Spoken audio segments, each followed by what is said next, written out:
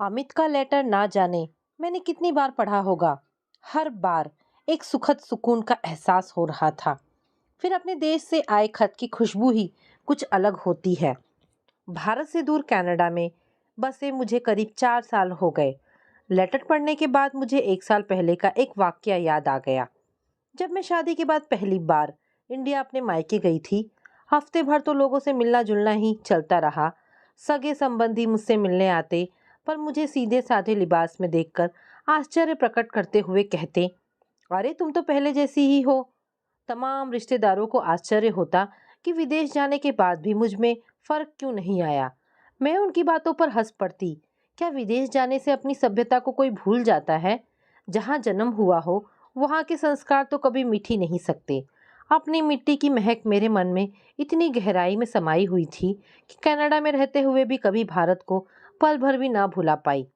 जब मेल मुलाकातों का सिलसिला कुछ कम हुआ तो एक शाम मैं अपने घर के टेरेस पर टहलने चली गई।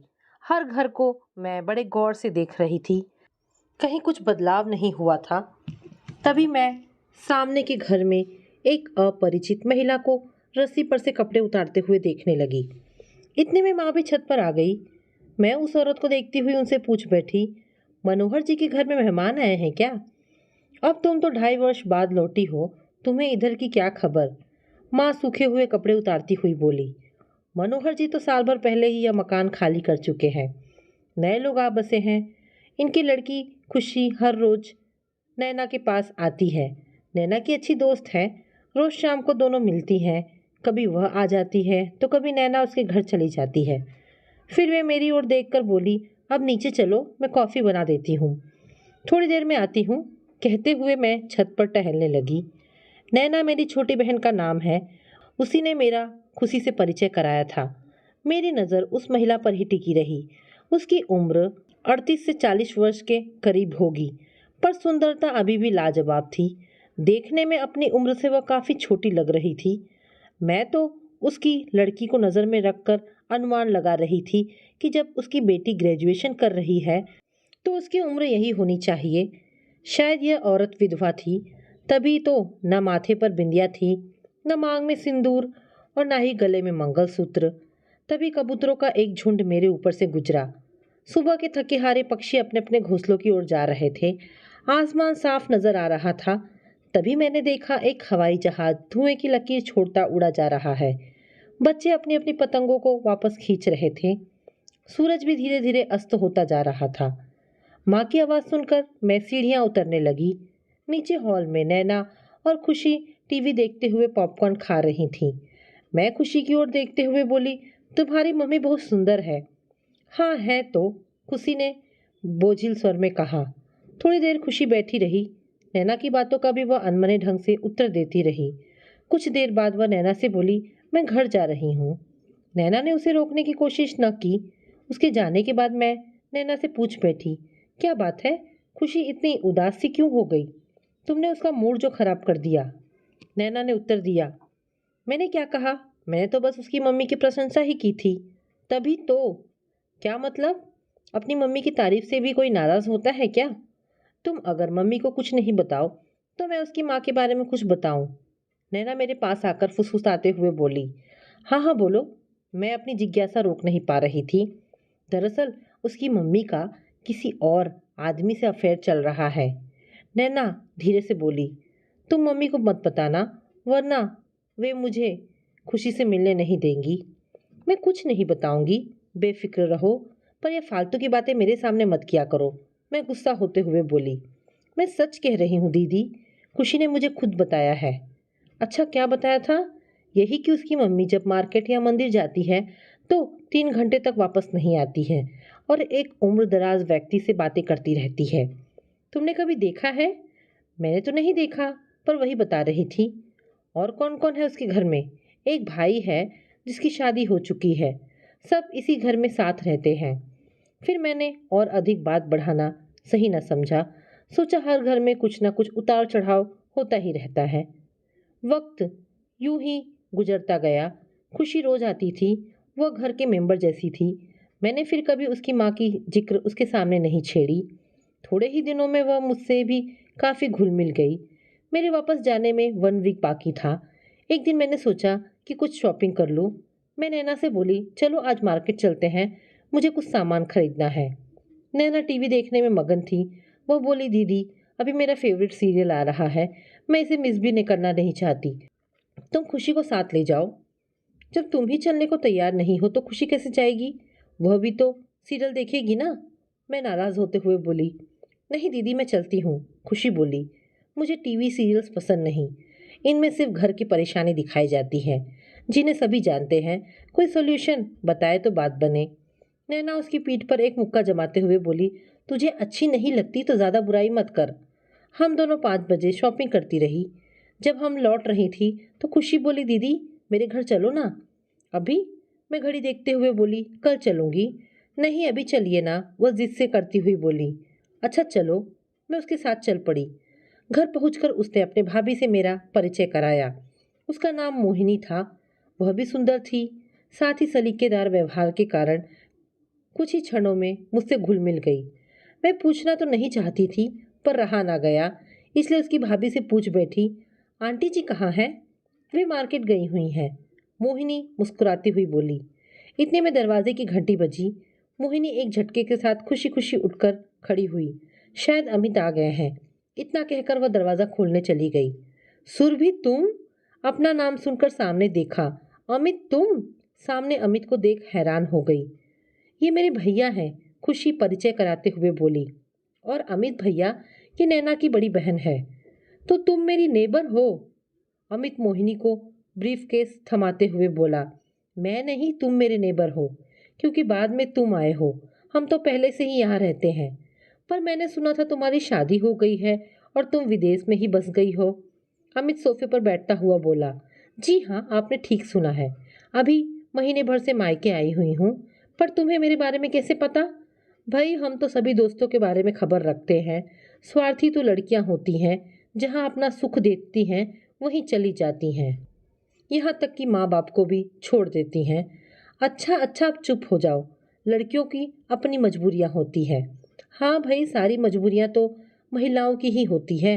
बाप रे, आप लोगों ने तो लड़ना शुरू कर दिया। मोहिनी बोली, आप लोग एक दूसरे को कैसे जानते हैं? हम दोनों एक ही कॉलेज में पढ़े हुए हैं, अमित उत्तर देते हुए बोला। इतने में एक शख्स के आने से खुशी बोली, दीदी आप बात करिए, मेरे तो टीचर आ गए हैं, मैं पढ़ने जा रही हूँ। मैंने सिर हिलाकर उसे स्वीकृति दे दी। फिर मोहिनी की ओर देखते हुए बोली, जानती हो हम बिना झगड़े एक दिन भी नहीं बिना बिता पाते थे। तुम्हारा खाना जो हजम नहीं होता था, अमित हंसते हुए बोला। पर तुम यहाँ कैसे? तुम तो जानती हो कि मैं हॉस्टल में रहकर पढ़ाई कर रहा था। बीएससी के बाद मैंने एमबीए करना शुरू कर दिया, साथ ही एक भारतीय कंपनी में जॉब भी मिल गई। बस मैंने सबको यहीं बुलवा लिया। हमारी शादी को अभी 8 ही महीने हुए हैं। अब मुझे क्या पता था कि मैं तुम्हारे ही पड़ोस में रह रहा हूँ। मोहिनी मालूम है, सब अमित को मम्मी का भक्त कहकर पुकारते थे।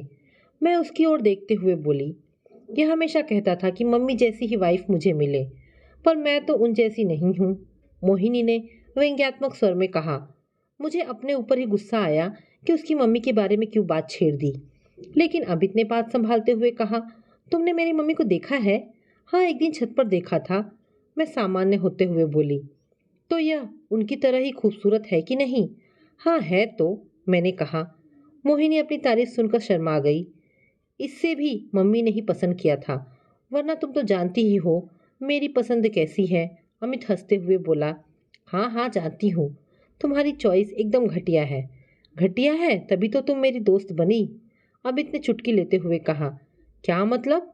मैं चीखते हुए बोली, भाई आप लोग तो बहुत झगड़ते हैं। अब आराम से बैठकर बातें करिए, मैं नाश्ता लेकर आती हूँ।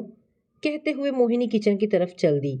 मोहिनी के जाने के बाद अमित नम्रतापूर्वक बोला, तुम मोहिनी की बातों का बुरा मत मानना, वो बहुत अच्छी है, पर कभी कभी अपना संयम खो बैठती है। लेकिन इसमें इसका कोई कसूर नहीं है, परिस्थितियां ही कुछ ऐसी हो गई हैं कि। क्या बात है? अमित तुम रुक क्यों गए? तुमने मम्मी के बारे में कभी कुछ सुना है? अमित ने धीरे से कहा। हाँ सुना तो है, मैं नजरें नीची करती हुई बोली, पर यकीन नहीं हो रहा। तुम तो उनकी बहुत प्रशंसा करते रहते थे कि कितने दुख झेलकर उन्होंने तुम्हें पाला पोसा है। हाँ ये सच है, हम दोनों भाई बहन छोटे थे, तभी पापा का निधन हो गया था। सभी रिश्तेदार पुनर्विवाह के लिए मम्मी पर जोर देते, पर उन्होंने दृढ़तापूर्वक इनकार कर दिया था। छोटी मोटी नौकरी कर कर उन्होंने हमें पाला पोसा, हमें अच्छी शिक्षा भी दिलाई। हम उनका सम्मान भी बहुत करते हैं। पर इन दिनों कहते हुए अमित का गला रुंध गया। वह आदमी क्या करता है? मैं सीधे अमित से पूछ बैठी। कॉलेज के ज़माने में हम काफ़ी गहरे दोस्त थे। कोई बात एक दूसरे से छिपाते ना थे। उसका नाम आलोक है, बिजनेस है उसका। यहीं अगले मोड़ पर उसकी एक कपड़े की शॉप है। उसको देखता हूँ तो मेरा खून खौल उठता है। जी तो चाहता है कि उसकी खूब पिटाई कर दूँ, पर परिवार की तरफ देखकर मन महसूस कर रह जाता हूँ। वह गुस्से से बोला, उसके बच्चे भी होंगे? हाँ, एक है, पर वह भी विदेश में बस गया है। वहीं उसने शादी कर ली है। क्या मम्मी के व्यवहार में भी कुछ बदलाव हुआ है? नहीं नहीं, उनका व्यवहार हमारे प्रति पहले जैसा ही है। बदलाव तो हमारे मन में हुआ है। यूँ तो मोहिनी भी उनकी काफ़ी इज्जत करती है। उन दोनों में कभी अनबन भी नहीं हुई। हमने शर्म व संकोच के कारण मम्मी से कभी कुछ नहीं कहा, पर यह दिल ही जानता है कि हमारे अंदर क्या बीत रही है। कुछ पलों के लिए खामोशी छा गई। फिर मैं बोली, तुम मम्मी की शादी उस आदमी से क्यों नहीं करा देते? क्या? सुधीर सोफे से उछलकर खड़ा हो गया। तुम इतने हैरान परेशान क्यों हो रहे हो? शांति से बात तो सुनो। शांति से बात सुनूं? अमित सिर हिलाते हुए बोला। सुरभि, तुम्हारा सिर फिर गया है। कनाडा जाकर तुम पागल हो गई हो। इसमें पागल होने की क्या बात है? और नहीं तो क्या, यह इंडिया है, तुम जानती हो ना। यहाँ पश्चिमी सभ्यता की कोई जरूरत नहीं है। क्या हुआ? आप इतनी जोर से क्यों बोले? मोहिनी किचन से आते हुए अमित से बोली। सुरभि की बात तो सुनो। अमित हाथ उचकाते हुए बोला। कहती है कि मम्मी की शादी कर दो। क्या? अब उछलने की बारी मोहिनी की थी। मैं सिर पकड़े थोड़ी देर बैठी रही। जब दोनों चुप हो गए तो मैं बोली, अब थोड़े शांत हुए हो तो मैं कुछ बोलूं? कुछ क्या, तुम बहुत कुछ बोल सकती हो। अमित धैर्यपूर्वक मेरी बात सुनो, और मोहिनी तुम भी गौर करो। मैं बोलने लगी। देखो, तुमने हमेशा अपनी सास को सिर्फ मम्मी के रूप में ही देखा है, पर कभी तुमने यह भी सोचा है कि वे माँ होने के साथ साथ एक औरत भी हैं? पर कभी तो उन्हें इस नज़र से भी देखना चाहिए। एक औरत की कुछ भावनाएं होती हैं। उन्होंने माँ की जिम्मेदारी तो पूरी तरह निभा दी है। अब अगर वे एक औरत के रूप में जीना चाहती हैं तो इसमें बुराई क्या है? अगर उन्हें किसी पुरुष की जरूरत थी तो पहले ही विवाह कर लेती। अब इस उम्र में यह सब करना क्या ठीक है? मोहिनी कुछ रुष्ट होते हुए बोली। अगर पहले विवाह कर लेती तो आज अमित की दशा कुछ और ही होती। मोहिनी, समझने की कोशिश करो। तुम भी एक औरत हो। मर्द हो या औरत, जवानी के दिन तो फिर भी निकल जाते हैं, पर प्रौढ़ावस्था में ही एक दूसरे की जरूरत महसूस होती है। हो सकता है यही जरूरत उन दोनों को करीब लाई हो। जवानी तो संघर्षों के कारण बीत गई, पर अब जब अमित भी अपने पद पर स्थायी हो गया है, खुशी भी अपनी हम उम्र सहेलियों के साथ व्यस्त हो गई है, तो अकेलापन तो तुम्हारी मम्मी को ही महसूस होता होगा। तुम बेकार की बात कर रही हो, अमित बोला। दुनिया क्या कहेगी कि जवान बेटी घर पर बैठी है और मम्मी की शादी हो रही है। कभी तो समाज का भय छोड़कर अपने प्रियजनों के हित के बारे में सोचने की आदत डालो। समाज का क्या है, वह तो राई का पहाड़ बना देता है। विवाह हो जाने के बाद कोई कुछ नहीं कहेगा। अगर कोई कहेगा तो थोड़े दिन बोलेगा, फिर अपने आप ही सब चुप हो जाएंगे। लोग चुप नहीं होंगे, उल्टे खुशी की शादी करनी मुश्किल हो जाएगी। ठीक है, तुम्हें अगर सिर्फ यही फिक्र है तो खुशी की शादी के बाद सोच लेना। उनसे बात तो करके देखो। उनका नाम मत लो, उसको देखते ही मुझे चिढ़न होने लगती है। और उसे मैं बाप बोलूँगा? हरगिज़ नहीं। मैं मानती हूँ कि एकाएक उसे पिता का स्थान देना बहुत कठिन है, पर धीरे धीरे कोशिश करने पर सब सामान्य हो जाएगा। शादी के बाद सप्ताह भर में एक बार मुलाकात कर लेना, फिर देखना तुम्हारी नफरत कैसे मिट जाती है। अपरिचित व्यक्ति भी कुछ दिन साथ रहने पर अपना लगने लगता है। फिर वह तो तुम्हारे जीवन में कुछ अधिकार भी रखेगा। अधिकार? मैं उसे कोई अधिकार नहीं देने वाला। अमित अभी भी अपनी बात पर अड़ा हुआ था। मैं जानती हूँ कि हम जिसे प्यार करते हैं उस पर किसी और का अधिकार बर्दाश्त नहीं कर पाते, पर तुम एक बार अपनी मम्मी के बारे में सोचो। सिर्फ एक बार, मैं उसे समझाते हुए बोली। ठीक है, कभी सोचेंगे, अमित हथियार डालते हुए बोला। अच्छा, मेरी बातों पर गौर करना। हाँ भाई हाँ, तुम्हारी मूल्यवान बातों को मैं कैसे भूल सकता हूँ। खैर, कब वापस कनाडा जा रही हो? अगले शनिवार को। बस इतने ही दिन? हाँ, मेरे पति के अंकल आ रहे हैं, उनका साथ मिल जाएगा। हम तुम्हें छोड़ने के लिए एयरपोर्ट आएंगे, अमित ने कहा। इतने में खुशी की टीचर भी चले गए। फिर हम काफ़ी देर तक बातें करते रहे। करीब 7 बजे मैं घर लौटी। वक्त अपनी गति से चल रहा था। मेरे जाने का टाइम भी आ गया था। भावभीनी विदाई के साथ मैं हवाई जहाज में चढ़ गई। अपनी गलियों मोहल्लों को छोड़ते बहुत दुख हो रहा था। पति के यहाँ स्थायी रूप से रहने के कारण मुझे भी यहाँ रहना पड़ रहा था, वरना मन तो हमेशा भारत में ही भटकता रहता था। अमित का यह तीसरा पत्र था। 2 पत्र वह पहले भी भेज चुका था। पहले लेटर में उसने अपने प्रमोशन के बारे में लिखा था और दूसरे लेटर में खुशी की शादी के बारे में।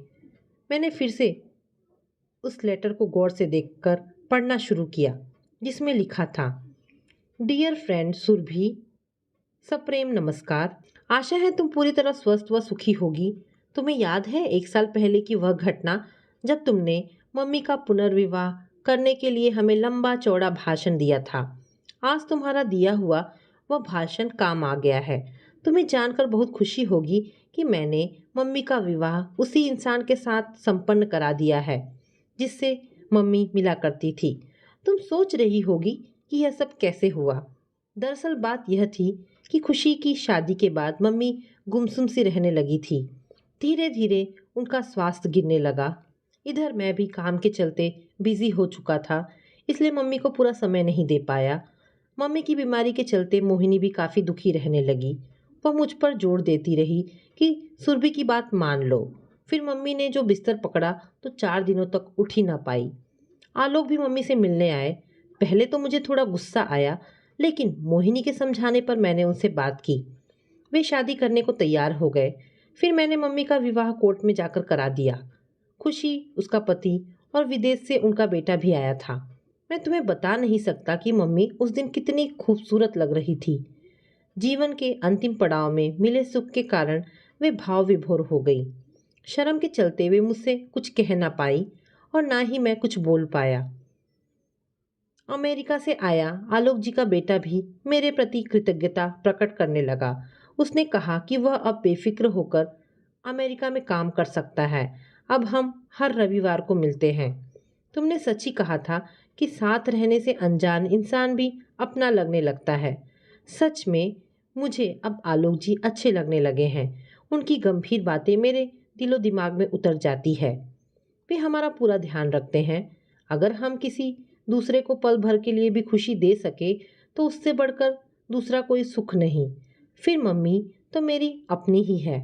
मेरा लंबा चौड़ा लेटर पढ़कर शायद तुम बोर हो गई होगी, पर मैं और मोहिनी तुम्हारे प्रति हमेशा एहसानमंद रहेंगे। जो कुछ तुमने किया उसके लिए बहुत बहुत धन्यवाद। तुम्हारा दोस्त अमित। लेटर पढ़कर टेबल पर रखकर मैं आंखें मूंद कर लेट गई। मुझे खुशी थी कि मैं अपनी ज़िंदगी में कम से कम एक इंसान को तो सच्ची खुशी प्रदान कर सकी। तो दोस्तों, ये छोटी सी कहानी यहाँ पर समाप्त होती है। आशा करती हूँ कहानी आपको पसंद आई होगी। अगर कहानी पसंद आई है तो प्लीज़ इसे लाइक एंड शेयर करें। दोस्तों, ऐसे ढेरों पारिवारिक और शिक्षाप्रद कहानी सुनने के लिए हमारे चैनल को प्लीज़ सब्सक्राइब करें। धन्यवाद दोस्तों।